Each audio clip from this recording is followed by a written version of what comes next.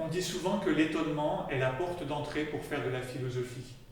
Étonnement devant la réalité de ce qui existe, étonnement devant notre capacité à comprendre les choses. L'émerveillement est la porte d'entrée de la foi.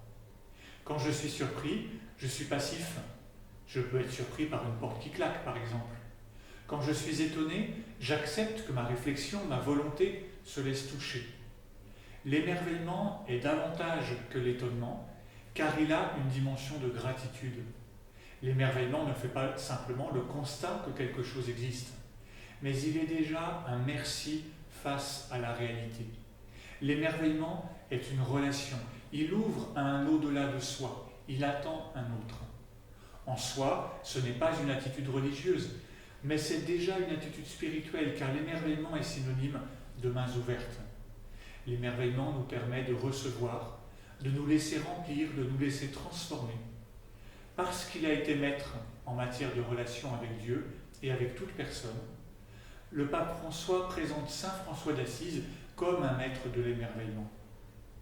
Si nous nous approchons de la nature et de l'environnement sans cette ouverture à l'étonnement et à l'émerveillement, si nous ne parlons plus le langage de la fraternité et de la beauté dans notre relation avec le monde, nos attitudes seront celles du dominateur, du consommateur ou du pur exploiteur de ressources incapable de fixer des limites à ses intérêts immédiats.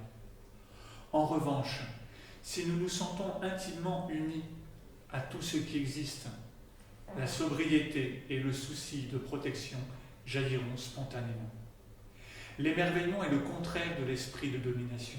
L'émerveillement parle le langage de la fraternité. L'émerveillement parle le langage de la beauté. Alors, où que tu sois cet été, il y a toujours des possibilités d'émerveillement. Passe du temps dans la nature, regarde les paysages qui s'offrent à toi, la beauté, la tranquillité des arbres, la majesté de la montagne, le mystère changeant de la mer, l'immensité d'un ciel étoilé.